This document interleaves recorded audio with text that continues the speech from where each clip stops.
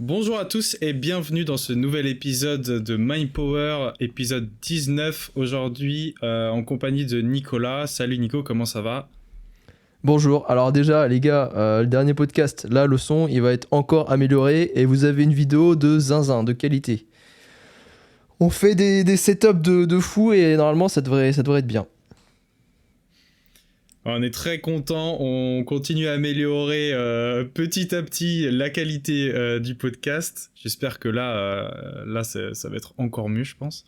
Et aujourd'hui on a envie de faire un petit podcast un peu plus détente, un peu moins scientifique, qui durera peut-être un peu moins longtemps.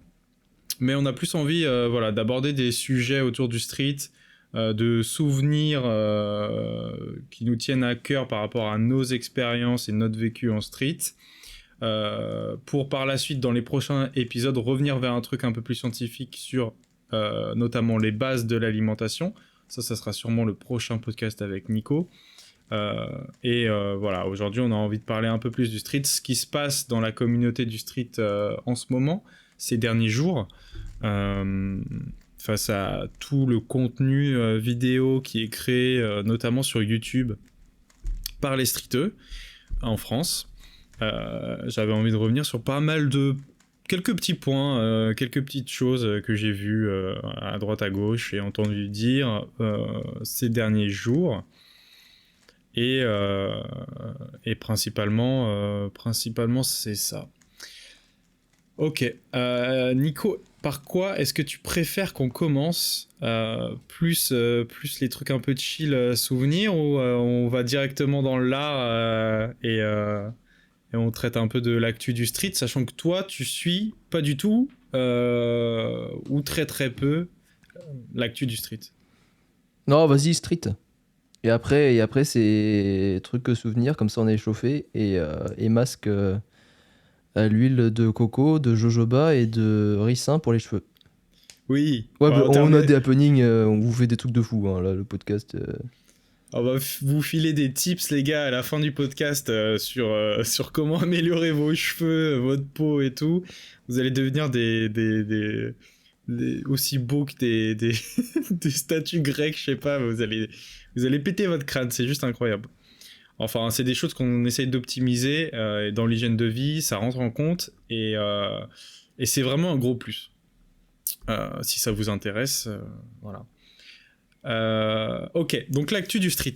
Bon, en ce moment, je trouve, c'est quand même très positif, qu'il y a énormément de contenu qui est créé ces derniers jours sur YouTube, principalement, en termes de vlogs et de vidéos, mais principalement des vlogs. C'est un peu le truc qui revient à la mode en ce moment. Euh, de la part de plein de streeteux français. Et je trouve ça cool parce que ça crée du contenu vraiment axé street pour ceux qui passent du temps sur YouTube et qui ont envie de choper des infos. Il y a des tips à droite à gauche. Et il y a pas mal de blablatage notamment autour de ce que devient le street. Et il y a quelque chose qu'on retrouve énormément ces derniers jours de la part de plusieurs youtubeurs, notamment de la part de Nathan et de Clément. Enfin, c'est les deux grosses principales vidéos que j'ai trouvées là-dessus. Je pense qu'il y a pas mal de gens qui partagent leur point de vue et qui se posent les mêmes questions. Ce serait la mort inévitable du street. Euh, le street est en train de mourir et de toute façon, il va mourir. Et en fait, je voulais revenir là-dessus parce que les gars parlent de ça un peu de manière ouais, le street va pas bien en ce moment, ça a changé. Et en fait, j'aimerais qu'on analyse ensemble un peu d'où ça vient ce truc euh, et pourquoi aujourd'hui il y a des gens qui font des vidéos là-dessus, qui parlent de ça d'une manière super sur deux et qui auraient une vision de l'avenir du sport, tu vois.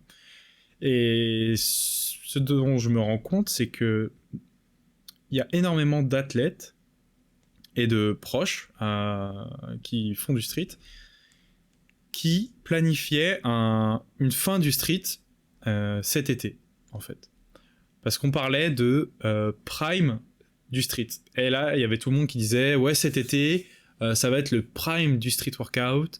Ensuite, j'arrête. Il y a des athlètes qui voulaient arrêter, tout ça. Parce qu'il y avait la compétition aussi ISN, qui était vue comme la plus grosse compétition depuis l'histoire du street en statique. Et donc forcément, après, il n'y aurait pas d'après, en fait. Parce qu'on a atteint le prime, parce que les gens se lassent, parce que les gens ont atteint le niveau qu'ils voulaient atteindre. Enfin, plein de raisons, je pense, de tout et à chacun. Mais je pense pas que tout le monde pense ça, hein, mais en tout cas, dans mon entourage, il y a beaucoup de personnes qui parlaient de ça. Et ce qui fait qu'une fois que la compétition est passée, et ben, les gens se disent, bon bah voilà, la compétition a été faite, on a atteint le prime, ou pas.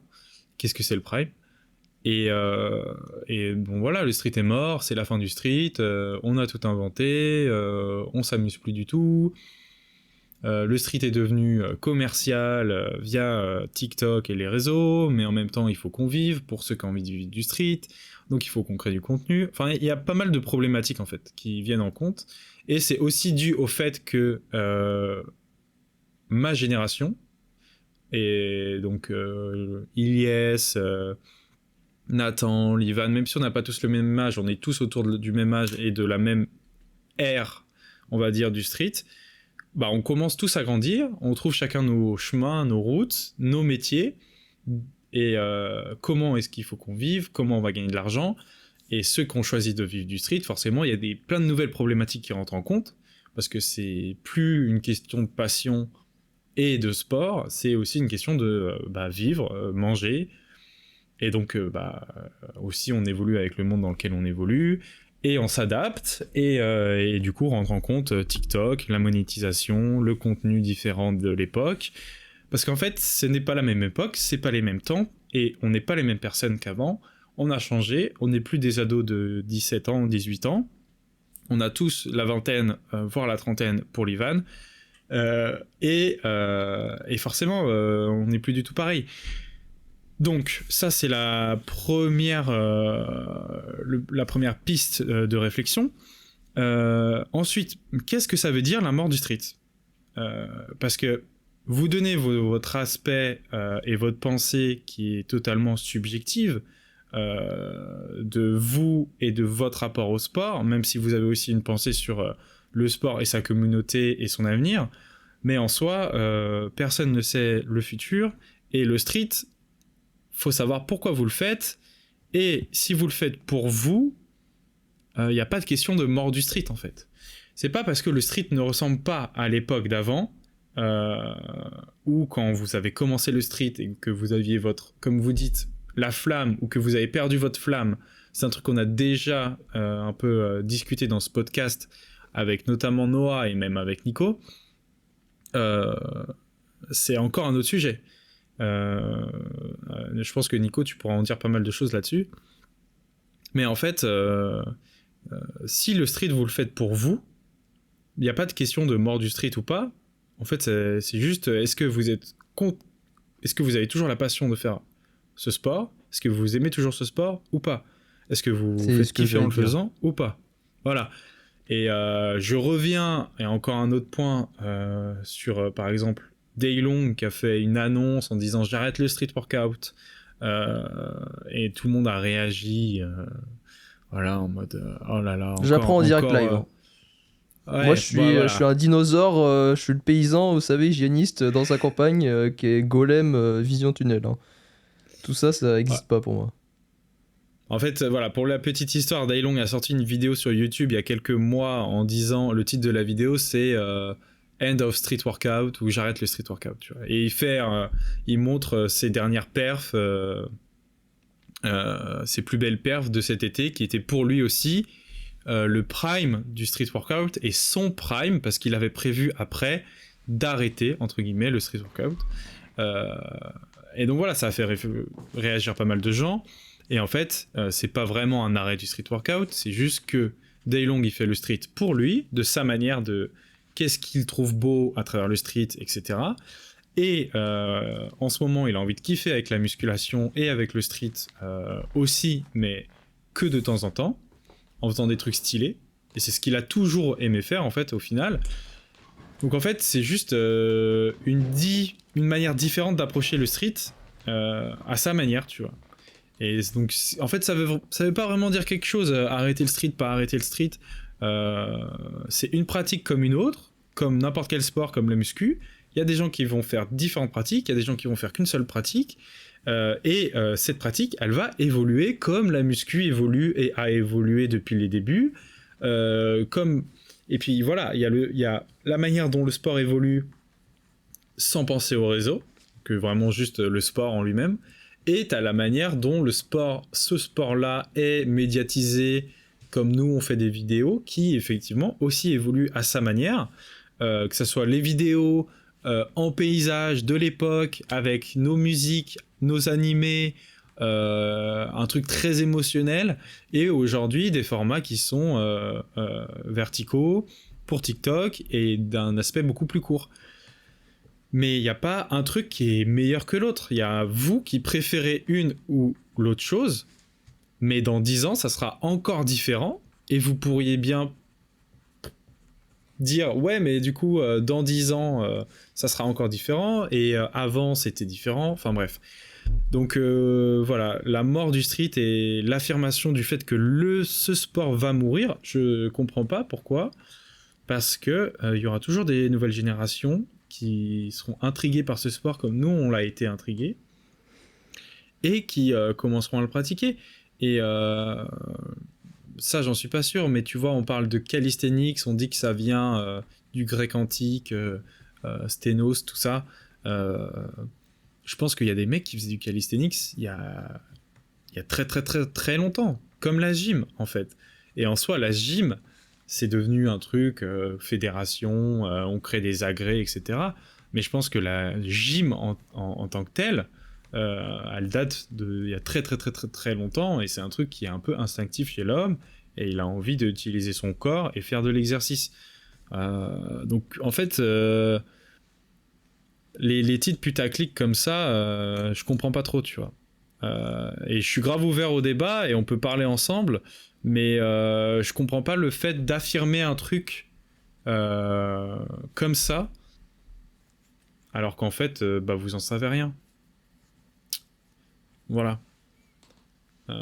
Qu'est-ce que t'en penses? Ouais, j'ai noté 3 trucs sur un peu tout ça.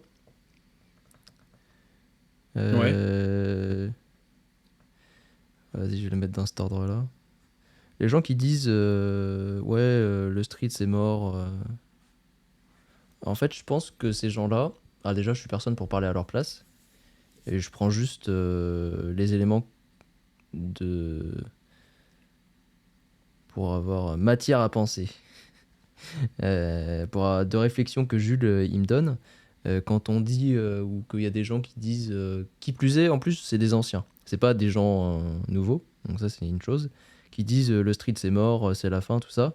En fait, je pense que t'en arrives à voir les choses comme ça, à le ressentir comme ça dans ta pratique, parce qu'au final tu fais pas ce sport pour toi, mais pour quelque chose qui dépend pas de toi. Et donc ça peut être les gens, ça peut être les réseaux, ça peut être n'importe quoi, mais un truc extérieur. Et en fait, ça va te conduire à te raccrocher à un passé, à un prime, enfin, tu vas appeler prime, et tu vas tout le temps être dans ce truc de c'était mieux avant. Forcément, tu le fais pas pour toi et tu le fais pour un truc qui est extérieur. Et ce truc extérieur est raccroché au passé. Du coup, en fait, tu te raccroches à du passé, à des trucs qui n'existent plus. Et bah du coup, oui, le prime, c'était avant, et puis le temps passe et t'es plus connecté à toi-même, t'es plus dans la réalité, t'es plus dans le présent. Et, et du coup, bah ça te conduit à ça te conduit à te dire, bah c'est mort, ça va mourir, truc, alors qu'en fait, bah pas du tout, parce que il n'y a pas de c'était mieux avant, parce que si tu fais ça pour toi et que t'es connecté, en fait le prime c'est tout le temps. Le prime c'est maintenant, c'est juste quelque chose qui évolue. Et c'est pareil, vu que tu te raccroches à du passé, t'essayes de reproduire du passé en mode en faire plus et refaire ce qui a déjà été fait, mais encore mieux, mais sauf que t'y arriveras jamais. C'est justement parce que chaque chose elle est unique que à chaque fois c'est la meilleure de toutes. Et si tu essayes de reproduire une chose qui a été passée, parce qu'intrinsèquement elle a été unique, bah t'y arriveras jamais. Du coup, tu vas juste, tu te heurtes juste à un mur et tu fais que tomber en permanence. Du coup, ça. Ce qui fait que, eh ben, vu que le prime c'est maintenant, et que les gens qui disent, qui plus est des anciens, c'est mort, c'est la fin, tout ça, ben en fait, c'est à vous de jouer. C'est vous le prime. C'est plus ces gens-là. Ils ont qu'à arrêter s'ils veulent. Bah justement, c'est à vous de jouer et c'est à vous de prendre leur place. Ça, c'est une autre chose. Et moi, je me mets dans la... Enfin, je me dis, je suis quelqu'un qui a une certaine image dans un sport, qui a une certaine importance. Bah, comment est-ce que je peux me permettre de donner une image pareille alors que je sais très bien que je suis important et qu'il y a plein de gens qui me suivent et que c'est même potentiellement mon travail. Enfin, tu vois, je trouve ça... Moi, je me permettrai jamais de dire un truc pareil d'un sport, déjà, qui m'a emmené là où je suis aujourd'hui, qui fait la personne que je suis aujourd'hui potentiellement, qui est même potentiellement mon travail, et dire et donner cette image-là, tu vois, aux gens justement qui commencent. Voilà, c'est un peu les 3 trucs que j'avais à dire. Et généralement, leur piste de réponse face à cette question, c'est un retour en arrière. Donc, refaisons les vidéos d'antan, belles et tout ça, parce que en fait, jamais. C'est leur seule manière d'accroche. Et le truc, mais c'est que c'est très bien aussi de faire des trucs beaux, et moi je suis le premier à le dire, tu vois, les vidéos belles de street, les beaux montages, c'est génial, et il faut ça, il faut de tout de toute façon. Mais ne vous accrochez pas tant que ça à si c'est pas réalisé, c'est la mort. C'est quand même hyper extrême de dire ça, tu vois. Parce que le street, tu le pratiques comme tu veux, et t'en fais ce que tu veux. Et le fait que les vidéos de ce sport soient de stealth ou cette manière, je veux dire, ça n'a rien à voir avec la mort du sport. C'est juste, en fait, ça te plaît pas. Et... C'est pas accepter que le truc évolue, au fond. C'est quoi ? Ouais, aussi, c'est ça. C'est comme les mecs qui le voient street, les nouvelles il est à personne, il est à tout le monde. Le street, il est à personne, il est à tout le monde. Et vu qu'il est à toi et qu'il est plus comme tu veux, eh bah t'es pas content. Bah non, il est à tout le monde le street, tu vois. Mais on parle de street là aujourd'hui, mais ça vaut pour n'importe quel domaine de la vie et n'importe quel sport. Hein. Bien sûr, et t'en fais ce que tu veux et tu trouves ta beauté dans ton truc et que t'aimes bien. Et puis les autres ils font ce qu'ils veulent et si ça te plaît pas, tu regardes pas. Et puis c'est ce qu'on dit tout le temps en fait. Et mais voilà. Et puis c'est des réseaux, hein, c'est pas la vraie vie, c'est des trucs qui existent pas, hein, les vidéos YouTube, les Insta, les machins. Bah, ça se trouve, et puis c'est pareil, tu sais, t'as vraiment cet effet-là exacerbé. Ça se trouve, ces gens-là, tu vas leur parler en vrai, et bah c'est pas si pire que ça, tu vois. Oui, totalement. Ouais, totalement. C'est pour ça que je parle de vidéos putaclic, de titres un peu, tu vois. On parle pas des personnes, hein. Encore moi je connais pas du tout, et je vous dis encore, moi je réflexionne juste avec les éléments que Jules il me donne, et on parle d'un sujet. Bien sûr, mais c'est juste le fait de faire grossir le truc aussi pour que les gens, il y ait une sorte d'éveil des consciences de la part des pratiquants, etc. Mais ce qui serait intéressant, c'est aussi de questionner les nouveaux pratiquants, comment eux ils voient les choses. Eux qui connaissent et qui ont peut-être connu et commencé le street avec TikTok, avec toutes ces vidéos virales, et qui n'ont même pas, peut-être pas connu notre époque. Et qui tombent sur l'élite du street, de ce sport, qui est en train de dire ouais, ce sport-là c'est de la merde, ça va mourir. Bah super, ça donne envie le truc. Je te jure, si moi j'avais commencé et que je voyais mes idoles d'avant dire ouais, les mecs c'est de la merde, le street, arrêtez et tout, j'aurais dit mais what? Bah après il y a aussi un truc dans la communauté les Français et les streeteux aiment beaucoup parler dans le négatif et dire ouais je suis nul, je suis blessé, ouais, ce sport c'est de la merde, fais pas ce sport, nanana. On aime bien en France se plaindre de tout, ne pas être content. Et, on a un pays plaignant. Hein. Le mec va te faire 10 full press, ah mais c'est de la merde. Aujourd'hui c'est un bad day. Je pense que c'est typique aux Français ça. It's a bad day training, you know. Et voilà, bref. Et je pense qu'effectivement c'est plus ou moins typique aux Français et qu'on est, on mais est partout beaucoup dans cette... La politique, la machin, les gens ils se plaignent tout le temps, alors qu'en vrai putain mec... T'es C'est dans un abusé. pays, franchement, la France, c'est bien. Hein.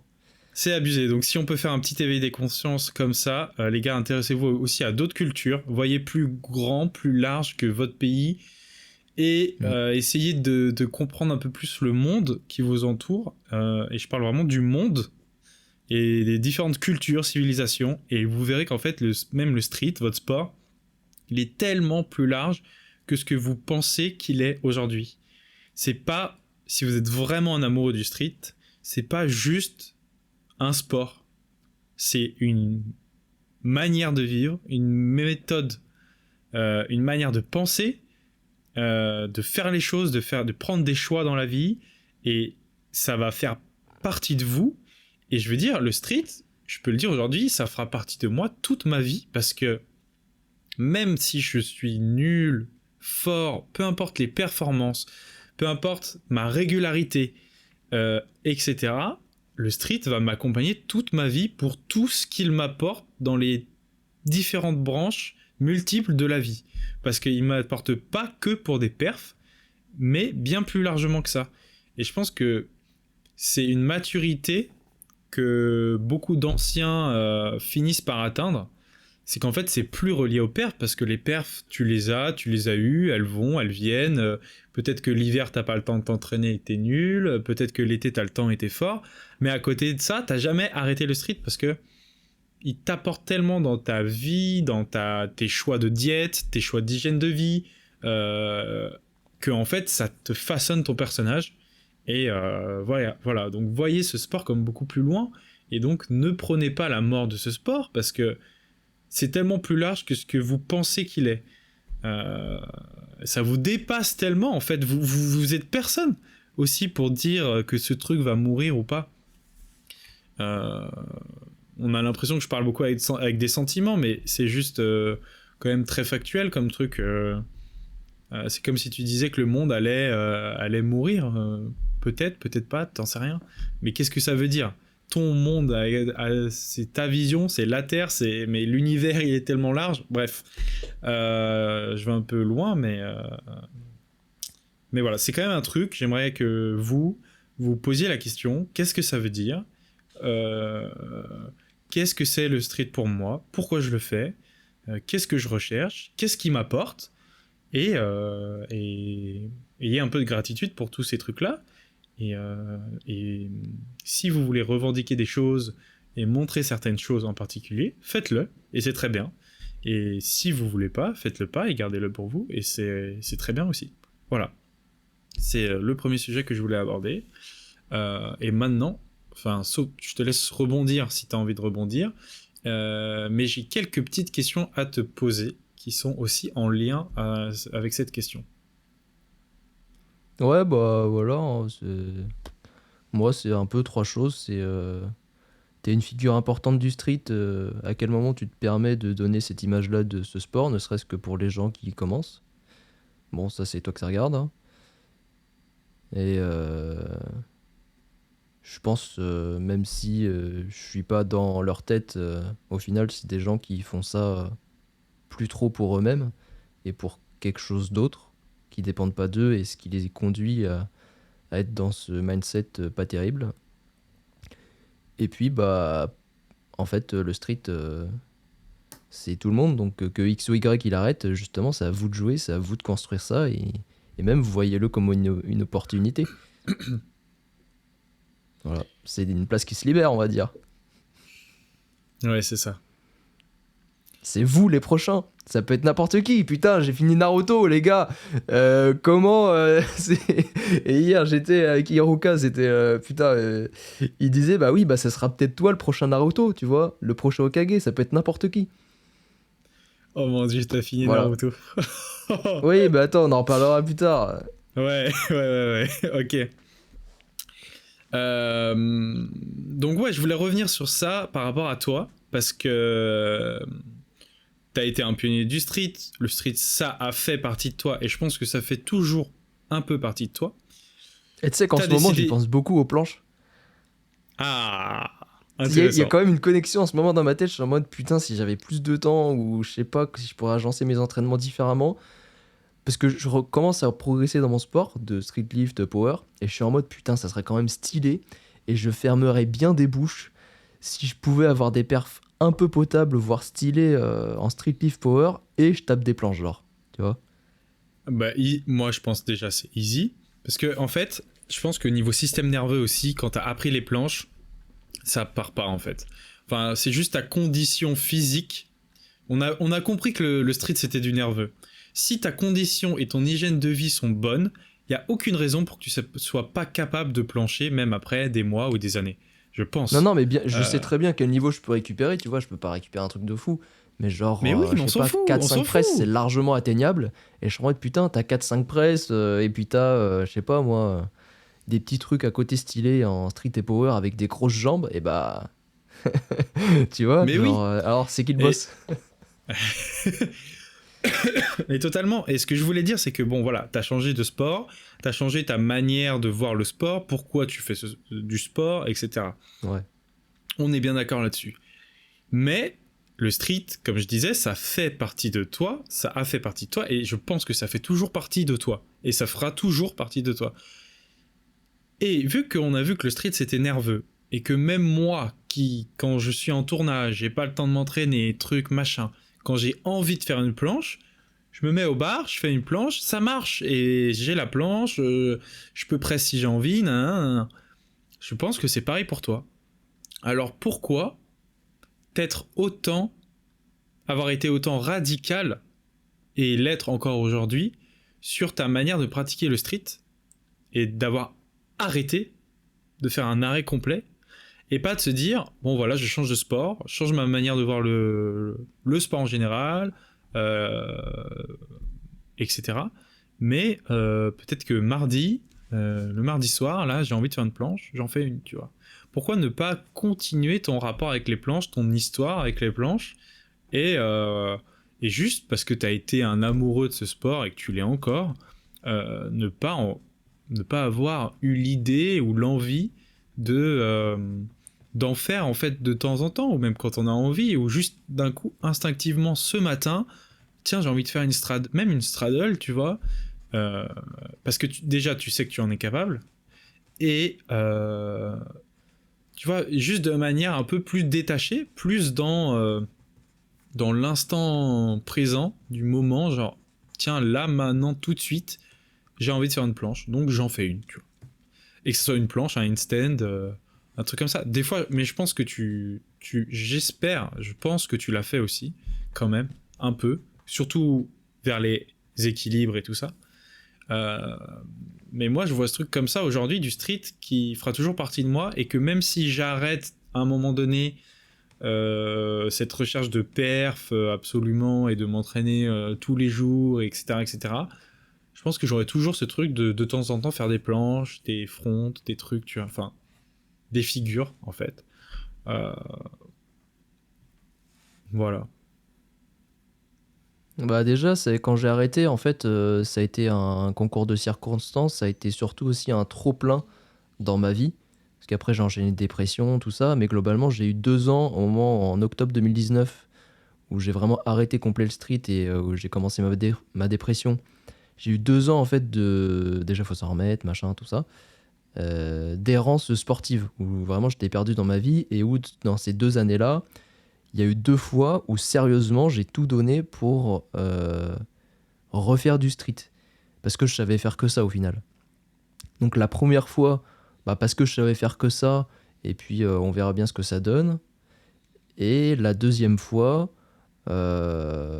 parce que j'étais dans une mindset un peu différente. C'est pas parce que je savais faire que ça, mais parce que ça me faisait vraiment envie. Et c'est cette deuxième fois-là où j'avais récupéré 6 presses, ce qui était pas mal, et enfin voilà quoi, full. Et après j'ai arrêté parce que ça me saoulait et j'étais devenu détaché en fait. Et c'est aussi surtout parce que j'ai découvert la salle et là, toutes les réponses sur mes questionnements dans ma vie sportive étaient résolues à 80-90% et même dans ma vie de manière générale à hauteur de 60-70%. Et c'était vraiment un moment charnière en octobre 2021. Donc ça, ensuite on spawn aujourd'hui maintenant. Et en fait, il s'est passé tout ce temps-là sans que j'en fasse vraiment, parce que ça a été aussi un trop-plein. Genre, le fait d'être tombé sur la salle et d'avoir découvert ça, ça m'a permis de décompenser littéralement du street et de tout ce que j'avais accumulé comme douleur, comme souffrance et comme plein d'autres choses très mauvaises liées à ce sport et que j'ai vécu. Enfin, c'est tout un passé, toute une tranche de vie. Donc c'est long à passer, tu vois. Genre, enfin, c'est vraiment une décompensation. C'est genre, t'en as eu tellement assez qu'il te faut bien quelques années pour juste être en mode, ok, c'est bon, c'est tassé quoi. Et c'est ce que tu as dit avec les équilibres, c'est que tu vois, par exemple, les équilibres, ça fait 1 an, 2 ans, j'en ai toujours. Ouais, ça doit faire 2 ans, j'ai fait vraiment une première année de salle, zéro street, full salle. Et puis après, je me suis dit, ah, mais c'est vrai que j'ai un corps qui sait faire des one arm. Et du coup, des fois, de temps en temps, à la salle, je faisais des équilibres entre mes séries, dans mes séances. Le mieux pour les équilibres, c'est sur les séances jambes, parce que tu es tout congestionné du bas, très lourd du bas. Et du coup, c'est comme un funambuliste. C'est pareil, faire un one arm avec des chaussures, c'est beaucoup plus facile. En plus de ça, en straddle, euh, comme le funambuliste en fait, avec sa perche et ses deux gros poids de chaque côté. Et en plus de ça, sur les séances jambes, enfin, j'ai plus le nom en mode tu dis quelque chose, digresse, voilà. T'as les Digresse, poignets, ouais. ouais.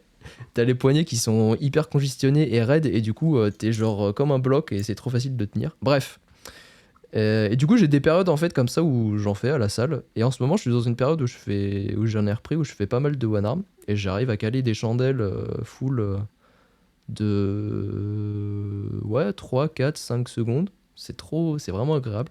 Donc les one arm, c'est un truc qui est jamais plus ou moins parti. Et en ce moment, vraiment que depuis quelques mois, genre vraiment l'idée, elle me traverse dans mon esprit de me dire pourquoi pas plus tard, peut-être une manière d'agencer mes entraînements quand j'aurai assez de perf dans ce que je veux faire maintenant, de lier ça avec des planches et de récupérer des planches et de faire des planches et d'avoir tous ces trucs-là en même temps, tu vois, d'avoir muscle up, Mm. traction, dips, squat, terre, bench et aussi un peu de la muscu et tu vois, un peu, genre vraiment avoir ce truc-là complet en mode j'ai tout master, tu vois. Je suis pas le meilleur indépendamment dans chaque truc, je suis même loin d'être le meilleur, mais d'avoir vraiment cette complétude, je sais pas si c'est un mot qui se dit, cet aspect complet jusque là.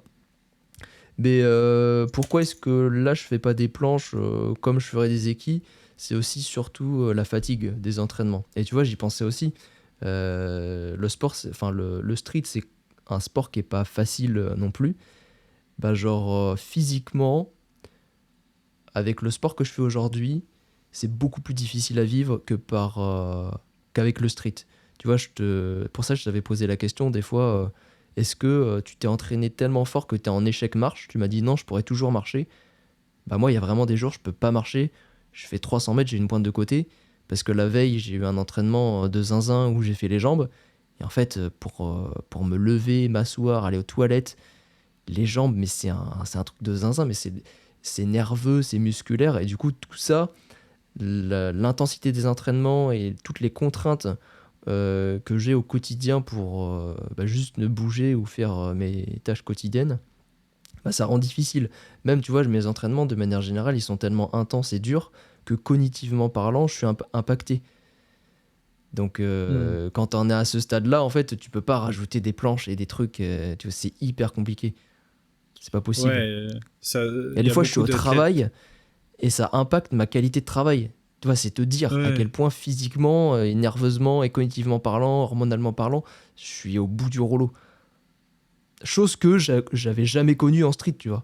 En street, en fait, Mm. genre, pour ta vie de tous les jours, ça va tout le temps. Genre, déjà, t'as tout le temps tes jambes pour marcher. Donc, à la limite, t'as des courbatures en haut du corps.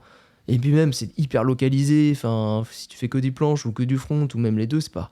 Franchement, c'est peanuts comparé à un truc où tu bosses l'ensemble du corps. Et nerveusement, bah, vraiment, si t'es allé comme un zinzin dans ton entraînement, ok, tu vas être impacté un petit peu pour ta vie de tous les jours. Mais enfin, franchement, moi, jamais j'ai été impacté du street, des planches pour ma vie de tous les jours. Alors que là, aujourd'hui, dans ma pratique sportive et avec le sport que je fais, ça n'a rien à voir. On voit beaucoup d'athlètes de musculation qui sont très vite cramés nerveusement dans leur vie de tous les Non, jours. ça n'existe pas, cramer nerveusement. Quand je veux dire cramé, c'est-à-dire voilà, une manière cognitive et de Mais fatigue, même pour parler, t'es tu vois, anéanti. t'es mort. Ouais. Mais après, Donc voilà. tu pourrais en grise de groove quand même faire des planches comme ça avant Non, tes non. entraînements ou par-ci par-là, non? Avant, bah super, je fais 2 trails et voilà, mais j'ai pas le Mais temps. ça suffit, Non, non, c'est comme non, ça. j'ai pas le temps, c'est trop, c'est... D'accord, ouais, ok. Mais voilà, à l'avenir, quand j'aurai un peu plus de temps ou quoi, c'est vraiment quelque chose auquel je pense, tu vois. Parce C'est que du coup, intéressant. et ça a remis un petit peu en question le fait de, de mon arc, de mon arc ultra endurance et escalade. Ah, Parce que ouais, en d'accord. fait, là, tu vois, ça fait 3 ans que je fais ça. Je me donne encore, je me dis, il faut au moins que je fasse 5-6 ans dans ce sport. Tu vois, genre ça permet vraiment de découvrir, d'atteindre et d'exploiter un petit peu ton potentiel. Donc entre 5-6 ans, 8 ans, 10 ans. Et après, je me disais, bah, j'arrête ce sport et je fais de l'ultra-endurance. Donc course à pied principalement. Et puis tout ce qui va être Ironman, natation, vélo et escalade en mix. Mais de toute façon, je sais que c'est... genre, je suis fait pour ces sports-là, d'endurance, d'escalade, de tout. Mais pour plusieurs raisons, c'est pas maintenant qu'il faut le faire, c'est plutôt à réserver dans la fin de ma vie. Mais sauf que... et en fait, tout ce qui va être construction musculaire, nerveux, tout ça, machin, et puis même, c'est de l'épigénétique, c'est maintenant que je veux faire ça et construire ça, et c'est Oui, aussi tu pour priorises ça la que force et tout ça Ouais. plus jeune. Ouais, Tu bien fais la sûr. force et de la muscu jusqu'à 30-35 ans, et après, bah, si tu veux continuer, tu continues. Mais après, si tu veux t'orienter vers de l'endurance et des trucs comme ça, bah, c'est hyper stylé, ne serait-ce que pour le vieillissement, la santé, et justement parce que en fait, tu auras déjà eu tout un bagage, tu seras jamais limité par tous les tissus que tu auras construits dans ton corps. Et c'est pareil avec tout ce qui est équilibre. Moi, je le vois comme un truc que je pourrais faire jusqu'à 80 ans si je continue à les pratiquer. Parce que l'équilibre, c'est aussi la base. Tu vois, se mouvoir dans l'espace, avoir ses centres de gravité, ça demande peu de force, beaucoup de connaissances et de proprioception. Ça, c'est un truc que je me vois pratiquer pendant super longtemps. Et il y a Mm. aussi toutes les activités annexes, j'aimerais te poser la question, ce qui est méditation, cohérence cardiaque, on peut en parler un petit peu, exercice de respiration, yoga, parce que tous ces trucs-là, ça t'offre une mobilité, une conscience de ton corps, de ta respiration, et de tous les micro-muscles, mouvements dans tous les sens, de trucs, machin, plus l'aspect spirituel à côté, qui pour moi, en fait, est la suite logique de toute recherche de sportif, de bien-être, de comprendre et savoir utiliser son corps au maximum. C'est aussi c'est comme les macronutriments et les micronutriments, tu vois. Si t'as pas ça, tu passes à côté de quelque chose. Tu connais pas ton corps totalement, t'as pas toute la maîtrise que tu pourrais avoir, quoi. Non, les équilibres, c'est un truc un peu à part et c'est vraiment stylé. Parce que c'est un truc, tu peux en faire toute ta vie. C'est même encore moins contraignant que, je sais pas, de la course à pied ou, tu vois, des sports d'endurance. Bah oui, oui. T'as juste les poignets quand t'es vieux qui peuvent te limiter. Et à part ça, en vrai, franchement... Mais du coup, est-ce que tu pratiques ces trucs de méditation, yoga, ça t'intéresse? Quelle est ta vision là-dessus, tu vois? Parce que moi, c'est un truc que j'expérimente pas mal en ce moment. Toi qui m'as fait découvrir la cohérence cardiaque, la méditation que j'utilisais avant et le yoga que je suis en train de découvrir depuis quelques mois en plus de mon street. Et même, je trouve que ça a plein d'effets positifs sur mon corps, ma respiration, ma proprioception, le transverse, etc. en planche. C'est quand même abusé. Hein. Mobilité aussi et clarté mentale. Bah, c'est quoi? Qu'est-ce que je fais aujourd'hui? Qu'est-ce que Bah, c'est est-ce que ma tu vision du pratiques la truc? méditation? Est-ce que tu pratiques le yoga? Ok. Et sinon, pourquoi? Pourquoi? Ouais, alors, tu vois, c'est marrant. Déjà, la méditation, c'est pas un truc en mode t'as un tuto et faut se mettre en tailleur et truc et truc. Non, mais c'est vrai, quand on pense ça, enfin, quand on pense méditation, on pense ça. Déjà, c'est pas comme ça que ça marche, et même si c'est pas le cas, en fait, on en a rien à foutre parce que c'est vous, comment est-ce que vous voulez pratiquer ça. C'est la seule chose qui compte à la fin, de toute façon. Mais pour tout dans la vie. Et ça rejoint aussi ce qu'on disait au début en street. Et du coup, bah, en fait, moi, dans ma vie, genre, j'ai vraiment des moments que j'appelle méditatifs. Donc, ça peut s'apparenter à de la méditation, et c'est vraiment d'un moment où mon esprit ou mon corps, il est dans un état, bah, justement, que j'appelle, que je qualifie de méditation. Encore une fois, si le terme il est pas adapté, on s'en fout, mais où c'est stylé, quoi. C'est d'avoir des moments comme ça, et on s'en fout de comment est-ce que vous le pratiquez. Voilà, moi je le pratique, enfin je le pratique, ça se fait automatiquement. Ça peut être le soir, quand je suis dans la voiture et que je rentre la nuit après la salle. Enfin, c'est des moments comme ça, genre je suis même aux toilettes. C'est des Est-ce moments que où tu t'es fais dans des le connexions dans ton silence ou cerveau. pas? Ouais, ouais, très souvent, ouais. Bah après, c'est pareil aussi, la musique, ça peut aider à te mettre dans cet état-là. Mais globalement, ouais, je recherche quand même principalement du silence pour ça. Donc ça, c'est une chose. Et puis après, voilà, il y a vraiment le côté aussi en mode, je fais quelque chose d'actif pour ça. CF, la cohérence cardiaque, ou je me mets en tailleur, un truc. Bah moi, je fais pas ça, mais je dirais que tu as ces deux pans-là de la méditation. La méditation vraiment en mode, tu suis le flot de la vie, et tu embrasses ces moments qui te permettent de t'élever spirituellement, et plein d'autres trucs à côté. Enfin, c'est vrai que pour ta santé, la conscience de soi, enfin, n'importe quoi, la visualisation. La visualisation, c'est même presque aussi une forme de méditation, en fait. Tu vois, ça veut pas dire... La méditation, méditer, pour moi, hein, c'est pas non plus ne rien penser. Tu vois, Hmm. je sais pas, c'est un état qui est assez particulier, voilà, que j'appelle méditation. Et puis, oui, après, tu as tous les trucs en mode je suis un tuto, je mets play sur mon appli de cohérence cardiaque, respire relax, et j'inspire, truc, ça en fait partie aussi. Oui.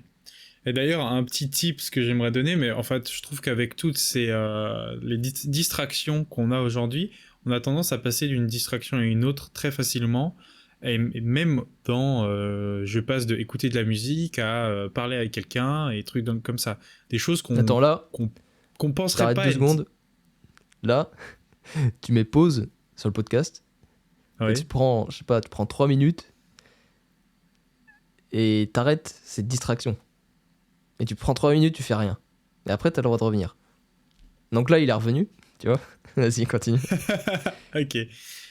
Et du coup, ces choses qu'on croirait pas être des distractions le sont en soi. Et je trouve que dans le monde d'aujourd'hui, on fait que de passer de distraction à une autre. Même moi, même tout le monde, je pense. Et on est beaucoup moins dans le silence. Et moi, de manière personnelle, je trouve que dès que je me retrouve ou que je me mets volontairement dans une situation de silence et de solitude, directement, je suis plus connecté avec moi-même et d'un coup, je trouve des réponses à mes réflexions du moment, à ma quête de moi, de mes envies, de mes problèmes, mes réponses. C'est les seuls moments où je peux avancer sur ces questions-là. Et le truc, Et c'est attends, que... je te coupe encore, mais désolé. Attends. Imagine, tu vois cet état-là où t'es dans le silence complet, où t'as rien à faire, enfin où tu t'es détaché de tout, où t'es bien dans le silence. Tu vois ces moments-là? Et bah imagine 21 jours continus sans interruption de ça. Voilà. Non, c'est trop. Je- Allez voir la vidéo jeune de 21 jours de Nicolas disponible sur la chaîne. Bon, j'avais pas de micro, Euh, mais bon. ouais, c'est pas grave, c'est très bien. Vas-y, Je vas-y, sais plus ce continue, que continue. je disais, mais en gros, Bah, on on fait passe que d'une de passer distraction à une autre, et... voilà, et que du coup, on n'avance plus du tout sur nos réflexions, et ça peut impacter notre inspiration, être inspiré, notre création, créer des trucs, et en fait, du coup, on crée plus, on n'est plus inspiré, et du coup, on peut se sentir vide, avoir envie de moins de trucs, on est perdu parce qu'on trouve pas des réponses à nos questionnements. Par exemple, est-ce que j'aime le street? Qu'est-ce que j'ai envie de faire dans mon street? Mais là, je parle de street, mais c'est pareil pour toute la vie de tous vos problèmes dans votre vie ou tout ça. Et je pense que c'est super important, les gars, que vous essayiez de diminuer vos distractions et de moins passer d'une distraction à une autre, mais que vous ayez des moments, voire beaucoup, voire tout le temps dans votre journée, où vous êtes sans distraction. Et c'est même marcher avec de la musique. Marcher sans musique, vous allez Rien beaucoup plus...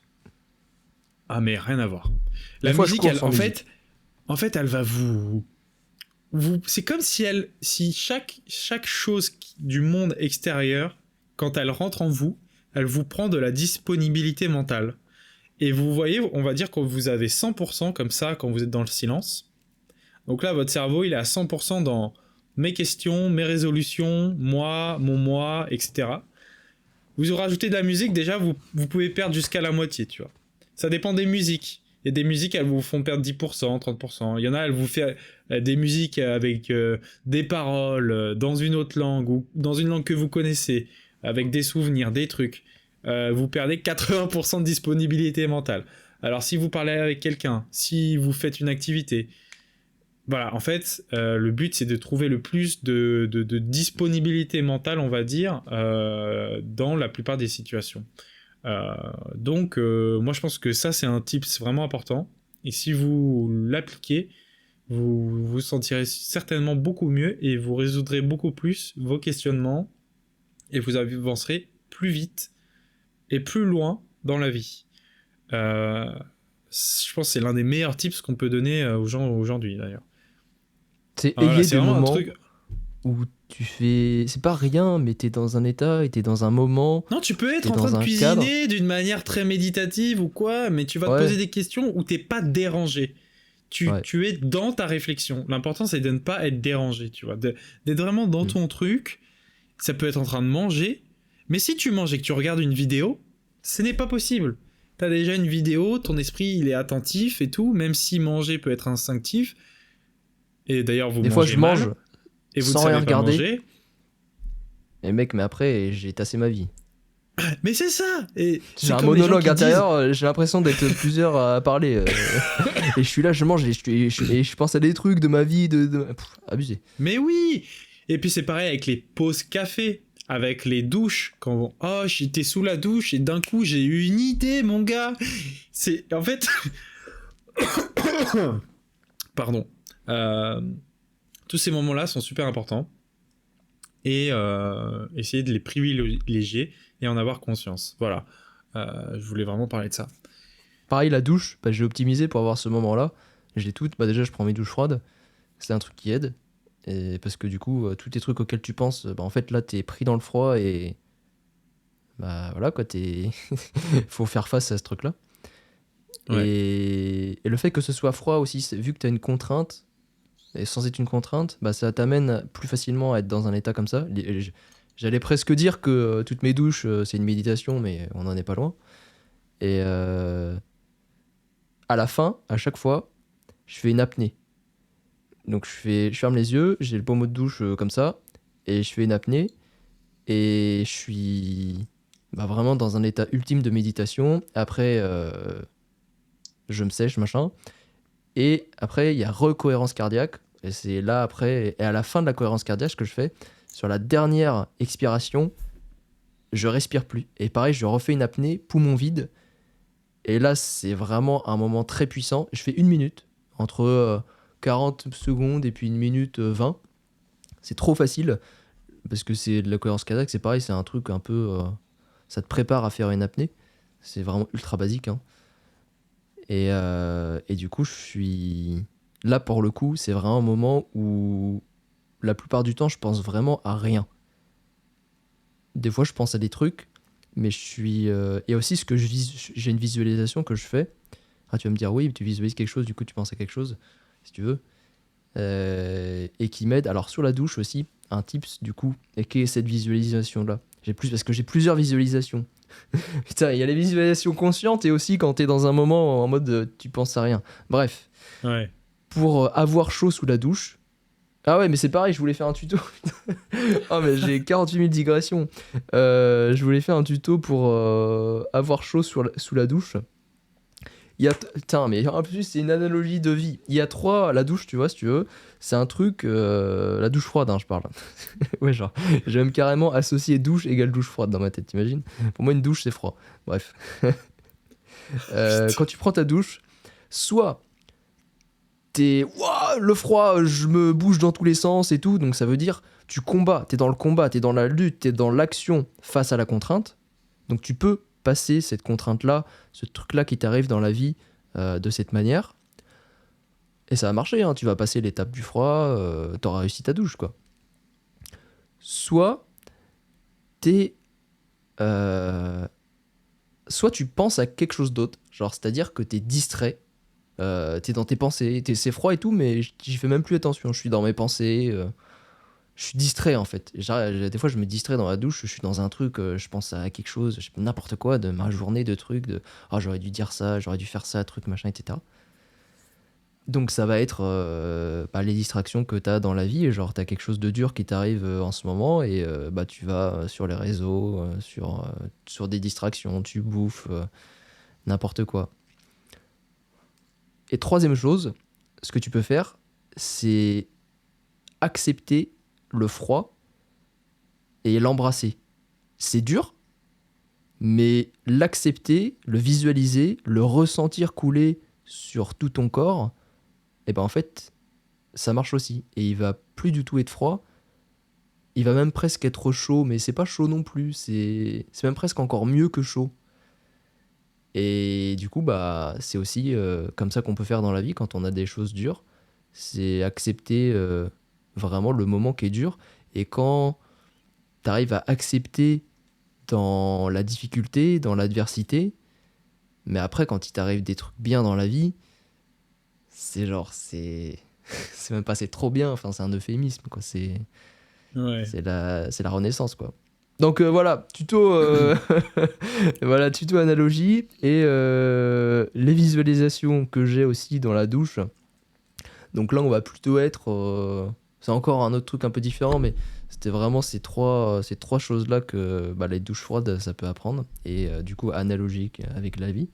Des fois, j'ai du mal, genre j'ai froid et tout, et un truc qui m'aide, c'est de me concentrer sur mon feu intérieur, genre ma chaleur à l'intérieur.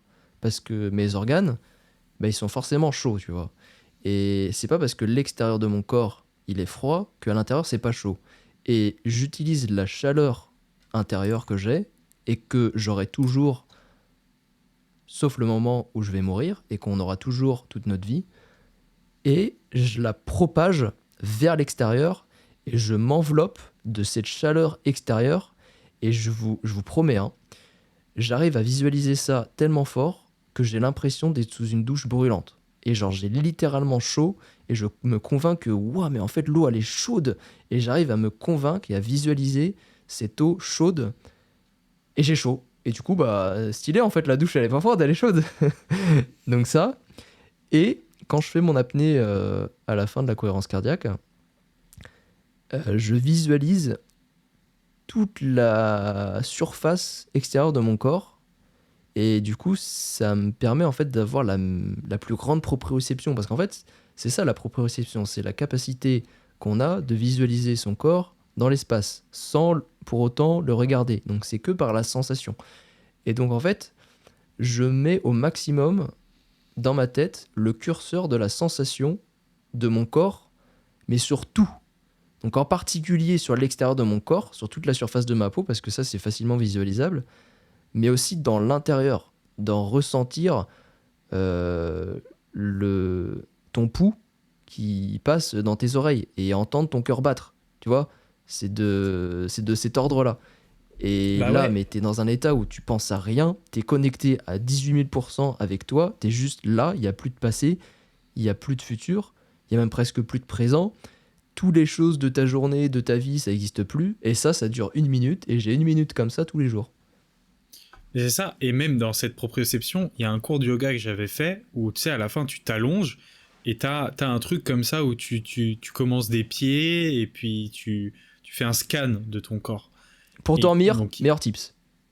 ouais, aussi. Vous allez tous essayer ce soir. Vous fermez les yeux, là, ça va être dur.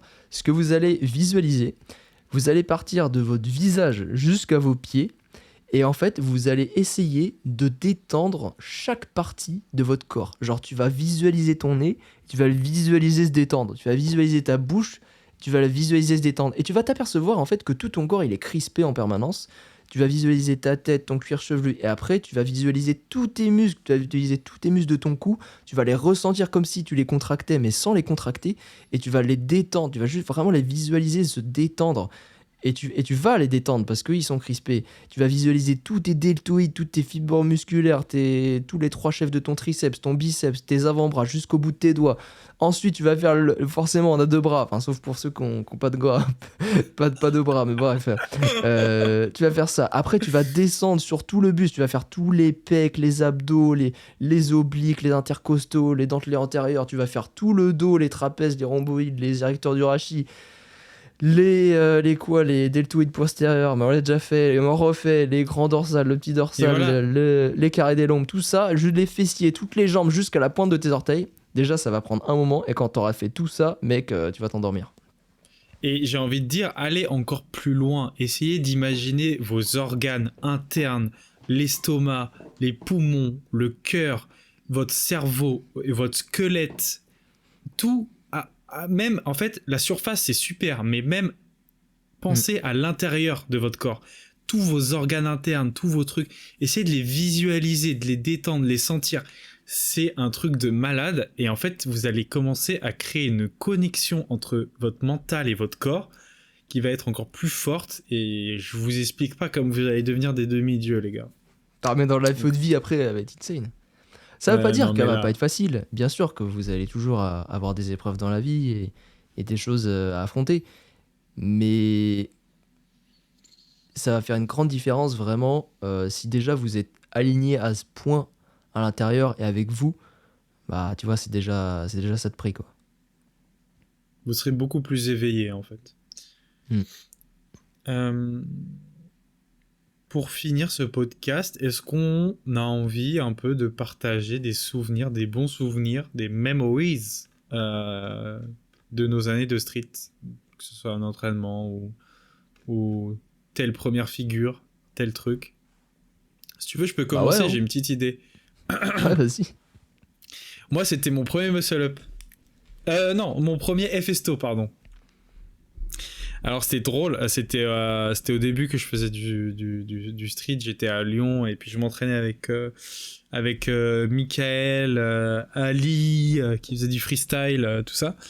Et on voyait des vidéos de mecs qui faisaient des Festo, donc c'était surtout des mecs des pays de l'Est à l'époque, et il y avait peu de Festo en France. Et du coup, s'en est entraîné un arc d'entraînement de 1 ou 2 mois l'été pour faire mon premier festo. Et c'est ouf parce que c'était vraiment comme dans les animés. Et cette figure, vu que c'est une figure qui est avancée mais qui reste vraiment quand même facile à apprendre, on va dire, et ben c'était vraiment comme un arc d'entraînement. Et au début, j'avais rien du tout. Et j'ai passé 1 mois à faire du renforcement, des trainings spéciaux et festo, tout ça pour arriver, et plein d'essais avec que des échecs, filmer des échecs pendant 1 mois. Et vu que c'est un move, c'est soit ça passe pas. Tu sais, c'est pas comme une planche où t'as une bas de forme et après tu l'améliores pendant des années. C'est plutôt, bon, tu peux avoir une bas de forme en festo, mais c'est comme un muscle up. Tu vois, une fois que t'es monté au-dessus de la barre, on peut dire que t'as eu le mouvement. T'as passé Après, le truc, tu peux toujours le cleaner, mais tu vois, il y a vraiment ce truc de achievement. Et et du coup, j'avais filmé et je me rappelle vraiment de mon premier Festo, tu vois. Parce que c'était pendant 2 mois, j'avais tryhard et j'y arrivais pas, mais tous les jours, j'essayais mon Festo. Et du coup, le jour où c'est passé, c'est ouf. Et j'ai un cri de joie au moment où je passe au-dessus de la barre dans la vidéo. Mais c'est un cri de ouf, tu vois. Et j'ai ressenti une joie et une fierté et un accomplissement, mais qui est incroyable en fait. Et c'était vraiment un moment magique, tu vois, d'y arriver enfin. Et j'étais en mode putain, yes, tu vois. Et c'était vraiment un super moment dans ma découverte et mes débuts de street, vraiment le premier Hefesto. Donc ça, je m'en rappellerai énormément. Et aussi, tous les dimanches, notamment les matins, en fait, enfin, des dimanches, on allait le matin sur les berges s'entraîner. On achetait des bananes pour le pique-nique du midi, tu vois, et on s'entraînait toute la journée. Et tous les dimanches, c'était entraînement à partir de 10-11 heures, tu vois. Et on passait la journée du dimanche, et puis vu que tout le monde était un peu étudiant, tout ça, bah en fait, il y avait tout le monde sur les berges le dimanche.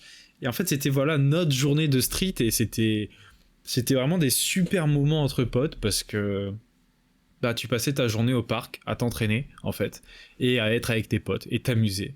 Et c'était vachement sympa. Après, on filmait des vidéos, on faisait des challenges, on faisait des trucs. C'était vraiment lucratif, et j'ai beaucoup apprécié cette époque du street aussi, parce que c'était vraiment un peu comme des enfants qui jouent, quoi. Mais c'était top.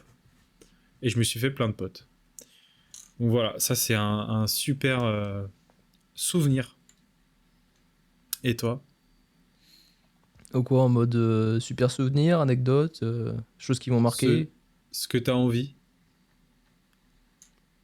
Bon, ouais, c'est surtout. Ouais, je sais même pas trop quoi dire à cette question. Il y a des moments qui m'ont marqué dans l'accomplissement de certains mouvements. Mais ouais, à part ça, je sais pas.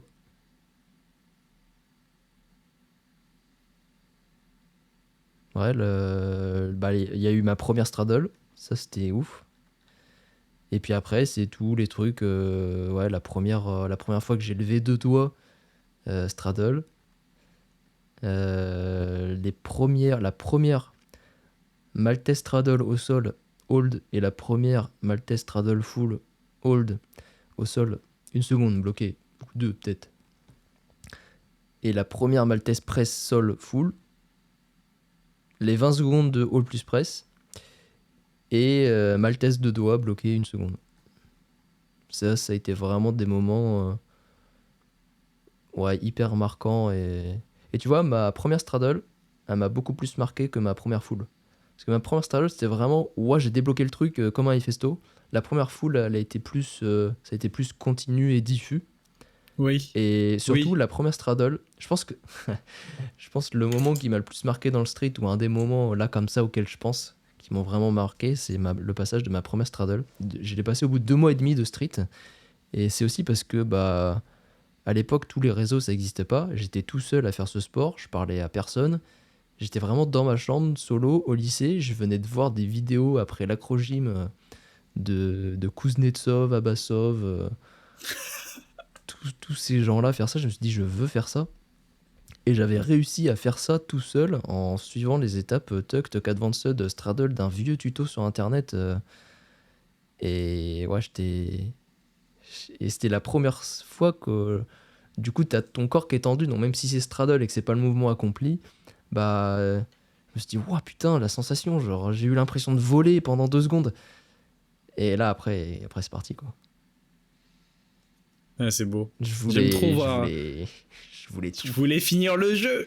Mais j'aime trop Ah voir ouais, le street comme un petit jeu vidéo, un ouais. petit jeu, tu vois. Et en fait, peu importe comment t'avances dans le jeu et tout, faut juste éliminer toutes les règles et se dire que c'est un jeu sans règles et que tu fais ce que t'as envie de faire. Et en fait, et c'est là où tu vas te mettre à rekiffer ton truc. Le truc, c'est que les mecs Mm. aujourd'hui, ils ont commencé comme un jeu dans lequel ils pouvaient faire ce qu'ils voulaient, ils faisaient que de Ouais, découvrir des trucs, ouais. mais au fur et à mesure de leur pratique, ils ont commencé à s'enfermer dans des règles, des Dans trucs, une des méta, pensées. dans un truc et tout, et il faut faire Et comme en ça et pas fait, comme ça. ils ont de leur plein gré et tout seul détruit leur jeu. Ouais. Mais à n'importe quel moment, vous pouvez revenir en arrière, déconstruire les règles et revenir à la base. Et c'est quand vous serez conscient de ça que vous serez vraiment éveillé et que vous allez commencer à rekiffer votre sport et votre manière de vivre votre vie. Et en fait, enfin, je peux pas vous expliquer, mais quand vous comprendrez ça, en fait, vous aurez tout compris. Mais c'est abusé. Oui, c'est vraiment ça. Vous aurez même plus besoin de parler, de vous expliquer, même de convaincre des gens ou quoi que ce soit. En fait, vous aurez trouvé enfin, Voilà, c'est une fin de podcast, les gars. Allez réfléchir, là, j'en ai marre. Hein.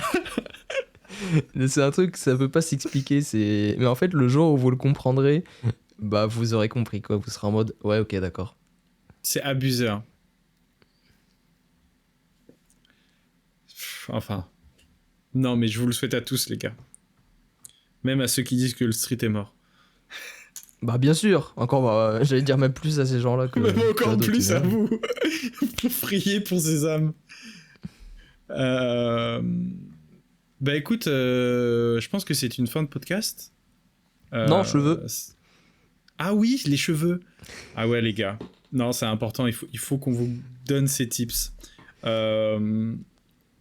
Alors, les cheveux. Les cheveux, c'est très important pour ceux qui en ont encore et qui aimeraient les garder, les préserver le plus longtemps possible et aussi les nourrir et faire qu'ils soient encore plus Ouais, beaux. si t'es chauve, Bon. c'est Voilà. bon, le podcast Bon, est fini. déjà, la base. Qu'est-ce que c'est les cheveux? Bon, voilà. On a tous des raconte les cheveux cheveux. différents. Les Européens, les Africains et les Asiatiques ont des types de cheveux différents. C'est-à-dire que quand on les analyse au Caucasien, microscope, méditerranéen. ils sont différents. Les Européens, ils sont ronds. Les Asiatiques, ils sont ronds, beaucoup plus gros. Et les Africains, ils sont plats.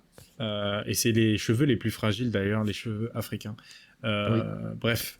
Les cheveux asiatiques sont de tendance plus grasse, les cheveux européens sont un peu plus secs, et en fonction de si vous avez des cheveux curly ou qui font des boucles ou qui sont lisses, votre cheveu sera plus ou moins gras et aura différentes propriétés. Voilà, bon, ça rejoint aussi votre ADN, etc. Plein de choses comme ça. C'est super important de prendre soin de vos cheveux parce que bah déjà pour ressembler à un mec qui prend soin de soi et bah, pour avoir des cheveux plus agréables au toucher, pour votre meuf, pour choper des meufs, bref, pour n'importe quoi et même pour en tant qu'hygiéniste ou pour améliorer votre hygiène de vie, c'est comme nourrir son corps, on nourrit aussi ses cheveux, on nourrit aussi sa peau. On fait attention à ce qu'on met sur ses cheveux et on fait pas n'importe quoi. Donc, déjà. T'as fait la miniature là. Merci. Allez, ah ouais, je vais mettre des shampoings et tout. Allez, faites attention à ce que vous achetez déjà. N'achetez pas n'importe quoi. Regardez les compositions, c'est comme l'alimentation. N'achetez pas des trucs transformés. Achetez des produits qui sont naturels. Ne prenez pas 10 000 trucs, il n'y a pas besoin de 10 000 trucs. Prenez la base. Les conseils de base que je pourrais donner, c'est ne vous lavez pas les cheveux tous les jours. Au moins tous les 2-3 jours, c'est bien. Ensuite, la base, c'est d'avoir un shampoing spécial pour les cheveux, parce que je suis sûr qu'il y a des mecs qui utilisent le shampoing pour leur corps avec le shampoing pour les cheveux. Donc, achetez un truc pour vos cheveux d'origine naturelle, de préférence éthique et bio. Et renseignez-vous ensuite pour, quand vous êtes sorti de la douche, appliquer quelque chose sur vos cheveux. Ça peut être des huiles d'argan, des huiles de ricin. Il y a d'autres huiles que tu pourras détailler. Bah après la ensuite. douche, moi je suis pas fan. Mais... Chacun mais fait pour comme des il masques, veut. Donc, ouais. analysez d'abord votre type de cheveux, ce dont vous avez besoin, ce que vous trouvez. Est-ce que vos cheveux ils sont beaux quand ils sont secs, ou est-ce qu'ils ont besoin d'être un peu plus huileux, nourris? Donc, est-ce qu'il vous faut une huile ou pas? Voilà, enfin, il y a plein de choses comme ça. Mais voilà, moi, pour exemple, j'ai quand même pas mal poussé le game. Je me lave les cheveux tous les 2-3 jours. J'ai un shampoing, un après-shampoing, que je fais tous les 2-3 jours. Et une fois par semaine, je fais un masque. Donc, je mets un truc sur mes cheveux, une huile. Et après, c'est je tout me petit rince ton les masque. cheveux. Hein. Oui, voilà. Parce qu'il y a masque et masque. Oui, c'est un petit masque. Voilà, c'est on va dire un petit nourrissant. Et ensuite, après m'être lavé les cheveux, j'applique une huile d'argan qui provient du Maroc et qui nourrit mes cheveux et qui les font apparaître beaucoup moins secs. Par exemple, je l'ai pas mise aujourd'hui, du coup ils sont un peu secs, tout ça. Mais quand je les mets, ils sont beaucoup plus beaux, ils bouclent beaucoup plus et je les sens bien nourris. C'est important aussi de masser régulièrement votre cuir chevelu parce qu'en fait, il y a du sébum qui va s'appliquer sur votre cuir chevelu et qui va bloquer les pores et du coup, votre tête va pas respirer. Donc vous pourrez avoir des pellicules, ça peut vous gratter, tout ça. Donc c'est super important de bien le masser, le cuir chevelu. le plus souvent possible.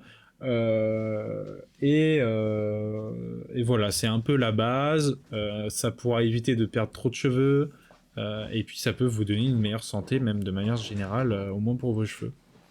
Et aussi, c'est pas parce qu'on n'a pas les cheveux longs qu'il faut pas les brosser. Et ça, mon gars, alors, vous allez sur Amazon. Vous allez prendre cette marque-là, Lorsex. Sexy, hein. C'est une brosse avec... Attends, la caméra. Avec des petits... Alors, il y a des poils souples, comme ça, et des petites boules qui abîment pas. Et tout le noir qu'on voit, c'est des poils de sanglier.